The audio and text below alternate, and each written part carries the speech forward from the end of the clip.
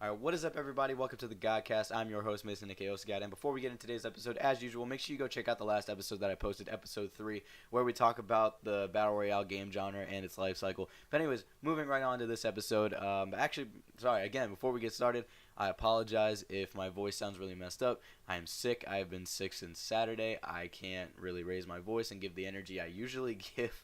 When it really, I don't know. It's just weird. But I'm sorry if my voice sounds weird or if I change monotone to, I don't know. But anyways, moving right along. In this episode, we're gonna be talking about my top 5 game franchises of all time, and each game franchise I pick, I'm picking 3 of the games from that franchise that are my favorites. So pretty much what I mean by this is I'm gonna do my 5th, and then I'll give examples, and then you'll get it from there. So starting at my number 5, and some of you guys may be in the comments like, "Oh wow, like how many games have you actually played?" But give me a minute to explain. I just bumped my mic. I'm sorry. My number 5 is definitely the Five Nights at Freddy's franchise. Now the only reason I say this, now again, y'all going in the comments, possibly being like, "Oh, this kid plays Five Nights at Freddy's. That game's for kids." Actually, no. Here's my thing.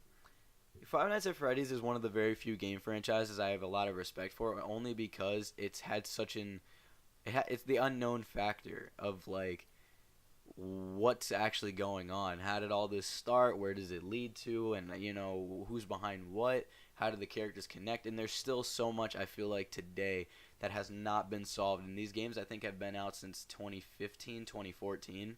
It's been like 5 years, I believe, maybe longer. I don't remember, but it's been a while.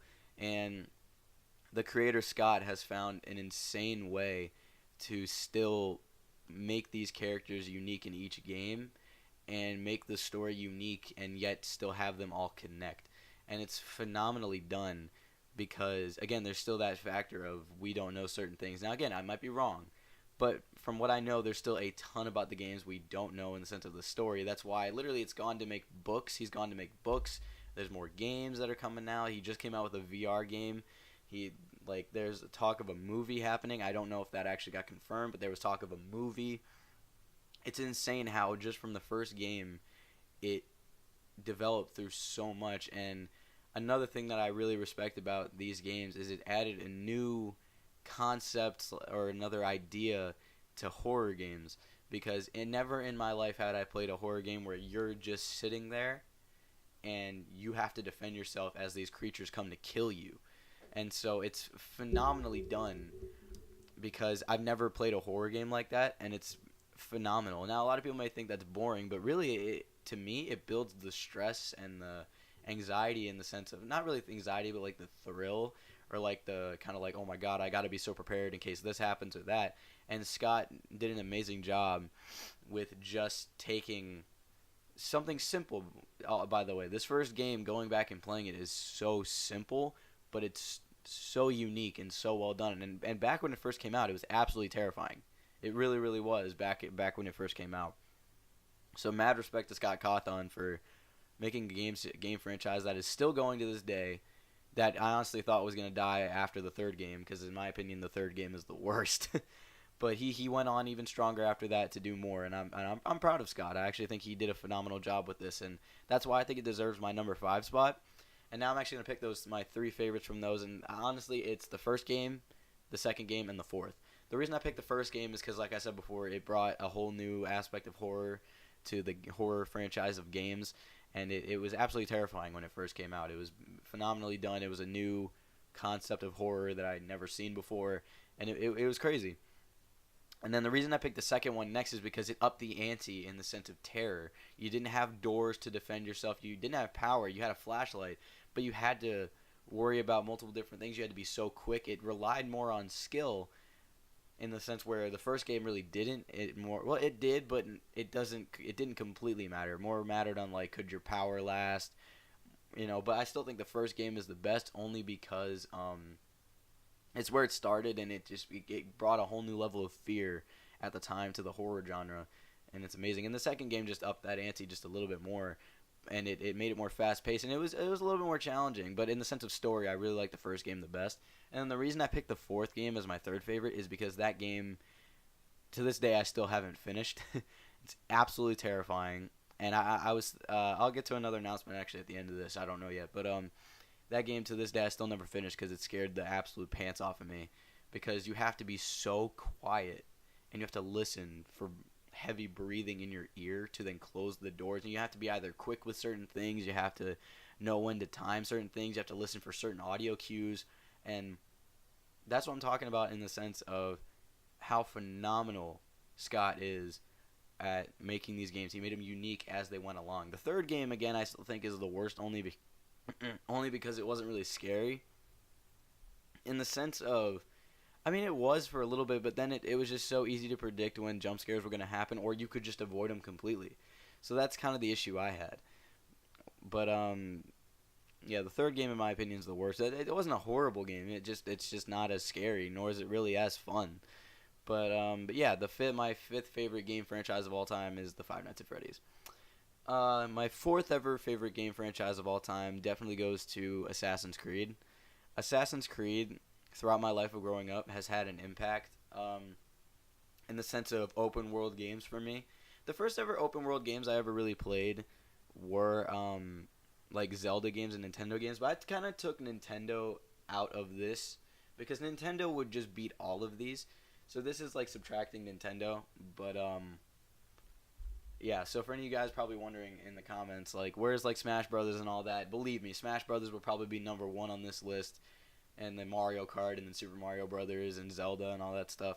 But that I might make a list on my own, but we'll get to that in another episode of the Godcast. But anyways, my number 4 is definitely Assassin's Creed, the franchise of Assassin's Creed, because Assassin's Creed, what I think they do phenomenally is they take history and they change it to like their stories, but it still makes sense with history. And fun fact, before I move on, I actually had a script idea of a roleplay series I was going to do that was Assassin's Creed, and I had it take place during World War II, and I don't think this is ever going to come to fruition or whatever, but if I ever do, this is I'm just going to tell it because, I mean, it's history, so if you don't know about history, that's your fault. What I was going to have happen was I was going to have the assassins murder Hitler, in the sense when, to take him down, but they make it look like suicide, because for those that don't know, in history, Hitler committed suicide because he was surrounded by his enemies, and he just ended his own life so he couldn't be taken alive. Anyways, yeah, so there's that. But I thought of an idea where the assassins murder him and make it look like suicide, and that's how it's written in the history books, which is really cool. And I had a couple other things to connect to, but again, I'm going to keep that to myself in case if I decide to actually go with it. But yeah, anyways, but yeah, Assassin's Creed growing up for me was phenomenal to play, and each of them had a different story, which was great. And yet they also kind of, again, like the Five Nights at Freddy's, kind of connected to each other and had connections and characters and stuff. And probably my favorite stories of them all was the stories connected to Desmond and the Kenway brothers, which I'm about to list in a minute here. But yeah, I'll list them right now, actually. My favorite is definitely Black Flag, Assassin's Creed 4 Black Flag.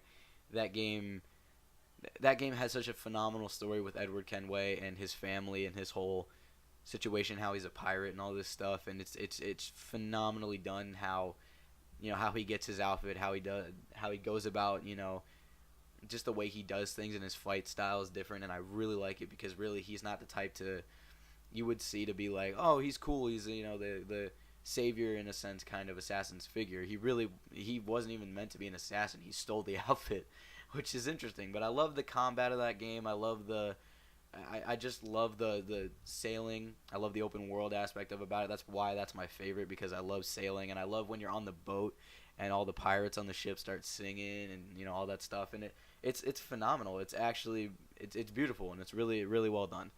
My second favorite is definitely Assassin's Creed 3. I love the story of Connor Kenway, and I love how it takes place.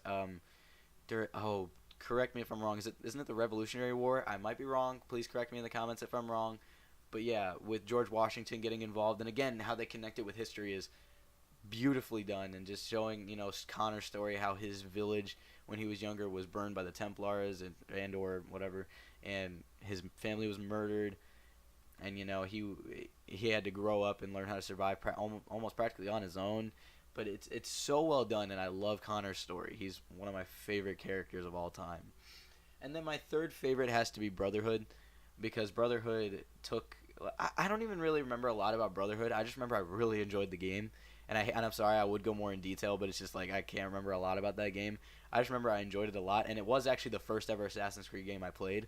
Then I went back and played the other ones and stuff, and um, it's so much fun. And I remember growing up playing these games, and it was my first ever, I think, open world game after like Zelda or something like that.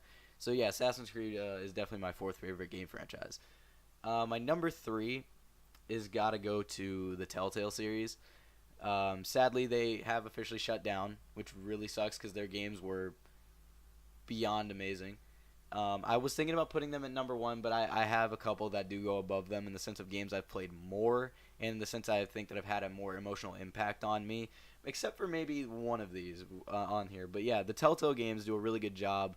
What I love about the Telltale games is it's like you're watching a movie, and you decide what happens in that movie. And that's why I love Telltale so much. Excuse me, I'm sorry. And they took characters or storylines and made them unique to themselves, as well as had references for people that were into the things connected to these series. Like they had a Game of Thrones, they had Walking Dead, Batman, Back to the Future. It's so good because even though it's their own story, they still also have stuff for fan service, which is phenomenal. And so getting into that, starting with my number one of the Telltale games that I like is obviously it has to go to The Walking Dead Season 1. That game, I actually, fun fact, played that game on live stream and finished it on live stream and cried on live stream because I got so connected with the characters of Clementine and Lee that when it came down to it at the end, I just couldn't keep it together. Like if you've played through that game and you haven't cried, then just you have no soul. But I absolutely loved the first season. It was my first. Actually, that was my first ever Telltale game. I had heard a lot about them, but I was never like, yeah, sure, I'll play these. But then I started going on Twitch more, and I was like, okay, I'll give it a chance, and why not stream it? Because I always used to stream just multiplayer games, but now I'm more into single-player story games. So I definitely streamed that game, and it had a very emotional impact on me, and I absolutely loved it. It's definitely my favorite Telltale game to this day, and possibly of all time now that they're done and over with. The newest seasons of Walking Dead were fine, 3 and 4, but there's no way they pass the first two. Which leads into my second favorite, which is Season 2. Because I love how, again, it finds a way to connect to the first season because you get to play as Clementine. She's a little bit older. And her story of trying to grow up as this kid who's, like, I believe, like 11 in this one. I might be wrong. I believe she was, like, 9 in the first season. And I think either it's, like, 2 years or 1 year. She's, like, 10 or 11 in the second season. And she's, like, this badass girl who knows how to shoot a gun and who knows, how to kill zombies and stuff. It's insane. And seeing the connection between characters and my dude Kenny coming back, I didn't care if he seemed a little crazy. I still stuck with him, by the way. I didn't care. I love Kenny because he was like the next closest thing to Lee that Clementine had, so I just wanted to keep him alive. But definitely, I definitely love the second season because Clementine, I think, was my favorite character next to Lee because my dude Lee, he was a phenomenally made character. I'm really happy with how those games turned out. And so, yeah. My number 3 pick definitely has to go to Batman, Telltale Season 1, because never had I played a Batman story that was like that. And it's crazy because Batman, growing up for me, has always been my favorite DC superhero. I love Batman, and hearing that Telltale was making a series, I knew I had to get it. And the first season blew me away because it shows the origins of so many villains and it tells the story of so many characters connected to Batman. It's absolutely insane. And it does a great job of showing it does a really good job of showing what it's like to be the Batman in the sense of not just him but also Bruce Wayne. So I think it's phenomenally done and it's amazing. You should go play it if you have not yet. And the second season was amazing too, but the first season is still my favorite. On to my number 2 of my top 5 franchises. Definitely goes to the Spider-Man games. I had to give it to the Spider-Man games because I don't think I've ever played a really bad Spider-Man game.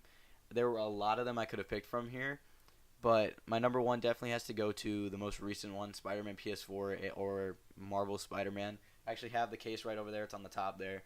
And I absolutely love the game because it tells the story of Peter Parker when he's 28 years, I believe 28, and he's been Spider-Man for like 10 years or longer. And it's insane seeing that story and including Miles Morales and getting to play as other characters besides Spider-Man himself. It's so well done and it's absolutely amazing. And I love what oh, wow. Insomniac, Jesus. I love what Insomniac did with this game because they made the Ratchet and Clank games and I love those games. So seeing what they did with this game blew my mind. It's absolutely amazing. The web swinging mechanics are the best of all time and I love them. And the story and the combat's amazing too. It's just go play this game if you haven't yet and you want to. Just go play it. My number 2 pick, this was a very close pick actually. My number 2 pick for those games is Web of Shadows. Spider-Man Web of Shadows, actually growing up for me, was my favorite Spider-Man game of all time because it told the story of are you fighting for the light side or are you fighting for the dark side? And you got to choose throughout the game decisions of whether you would choose what side the black suit would pick or what side the red suit would pick. Now, me being me, I played through both. And each side made so much sense with their character and the way Peter would act compared to what suit he was wearing. And it was absolutely beautifully done. The web swinging was fun in that too. The combat was great. But the story is what really took it away with that game because it did something different for a Spider-Man game. And it found a way to connect other Marvel characters without necessarily having to bring them in. So that's what I think is phenomenally done with that game. And you just seeing how much different Peter acts throughout the game compared to, like depending on your decisions. So phenomenal job to the creators of that game. You're phenomenal. Now my number 3 has to go to Spider-Man Edge of Time. This takes place after Spider-Man Shattered Dimensions and you get to play as Spider-Man 2099 Miguel O'Hara and present-day Spider-Man Peter Parker. I'm sorry I bumped my mic again. I love this game so much because the voice acting in this game is phenomenal. The story's amazing. It tells the story of first off, like, what if, like the future came sooner, and what if Spider-Man was dead? What if he was murdered or something like that? What would you do to save time?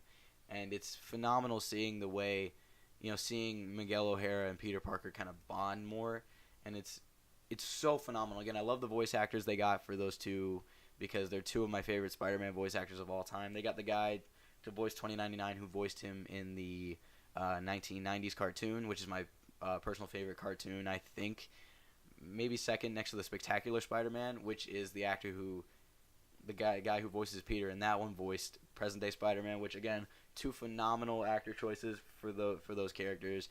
Good picks from them, and it's phenomenal. The combat's great. The boss fights are phenomenal. It's also a little bit challenging, which is cool, and the story's amazing. Kind of just connecting time, just shifting time, and it's so well done, and I'm amazed with what the creators did with that. And I believe that game was PlayStation exclusive on PS3. Correct me if I'm wrong. Again, correct me if I'm wrong. But yeah, Edge of Time it's phenomenal, and the humor in all these games, by the way, is absolutely hilarious, and I absolutely love what they did. And so and of course you guys, those of you that know me, those of you that have known me on my channels for a while, you guys know my number 1 game franchise of all time. It 100% has to go to Kingdom Hearts. Kingdom Hearts, ever since I was just I think when I was 5, maybe longer, is when I started playing these games. And I didn't know what I was doing. I was messing around. But I grew up playing these games, and it's insane how the creator, it's insane how Square Enix was like, you guys like Final Fantasy? You also like Disney? Let's put them together. And who would have thought that would have made a phenomenal game franchise that is still going today? I'm so sorry about my voice. But Kingdom Hearts, for me growing up, I got so connected to these characters. I got so connected to their stories that when this third game finally came out, I actually almost broke down into tears because I'd been waiting 12 years for 12 or 13 years for Kingdom Hearts 3 to come out. And that is why Kingdom Hearts 3 is my favorite Kingdom Hearts. Not because that took so long, because it lived up to my standards that I wanted it to live up to. it was phenomenal. I loved what they did with the story. I love how they found a way to bring everything together. They connected every single game in the best way that they could. And I was reacting like a little kid. I was like standing up, freaking out, screaming, crying. I literally was crying at one point. It was phenomenal. And Kingdom Hearts 3 is an amazing game. I absolutely love it. My second pick definitely goes to the second game because the second game it changed the combat system. It changed the stories. It brought the characters to a different level. It changed everything. Kingdom Hearts had developed a lot to that when that game came out because the second game told a different type of story that introduced new characters that people really weren't a huge fan of at the time, and I don't know if they still are today, but I love the characters they introduced, like Roxas and all that stuff, and Axel and all the organization and all them. It's so well done, and I absolutely love what they did with the characters. Again, that also lead up to the third game, and it was amazing. Now, my third pick, this one was actually really hard. It came down to 3 games for me to pick, which was the first game, Kingdom Hearts Birth by Sleep, or Kingdom Hearts 358 over 2 days. And I had to go with the first game only because it started it all, and it was the first game, to ever think to combine Final Fantasy and Disney. And it worked beautifully. And I love the first game in the sense of a story that was unique and different, that has never been done before. And there's really not much I can really talk about because I've only beaten it like twice. Because it's a very difficult game. I will give it that. It's very challenging. But if you want to try it and you have the games and you want to play Kingdom Hearts, challenge yourself. It's so much fun and it's so worth it. But watch a tutorial if you get stuck. Because I don't want you to take away the enjoyment of your game because you're pissed off. But, yeah, Kingdom Hearts has been my favorite game franchise pretty much my whole life. And I don't think that's going to change. And I absolutely love it. I absolutely love it. And I can't get over how good the third game is. They did a phenomenal job of bringing everything together. And so, yeah, I think that is all I'm going to say. Again, make sure you guys go check out the last episode, too. And all the other episodes I posted, I have a playlist. Make sure you go check it out. Thank you guys so much for watching this episode of the Gadcast. Again, I'm your host, Mason, a.k.a. Osagad. If you enjoyed, make sure to like and subscribe to the channel if you haven't. And definitely, again, leave a comment below. Let me know what you think of these episodes and stuff. And again, thank you guys so much for watching. Hope you all enjoyed. And again, before I end here, let me know your favorite game franchises in the comments below. I'd love to hear what you guys had, like to play growing up. I'm amazed to hear what you guys have to say. And I also, really quick, again, want to thank you guys for the support on all these episodes. Looking on these have done a lot better than I thought they would. And I guess you guys really like me just talking into the camera. So thank you guys so much for the support. I love the support. I appreciate the support. I love you guys. You guys are amazing subscribers. Thank you so much for the support. You guys are phenomenal. You guys are some of the best freaking subscribers I could ask for because I really didn't expect much to come out of this series, and we're actually getting somewhere. So thank you guys so much for watching. I hope you all enjoyed. Again, make sure you check out the playlist, watch all the other episodes, show some support. Thank you guys so much. Hope you all enjoyed. Have a nice day. Goodbye.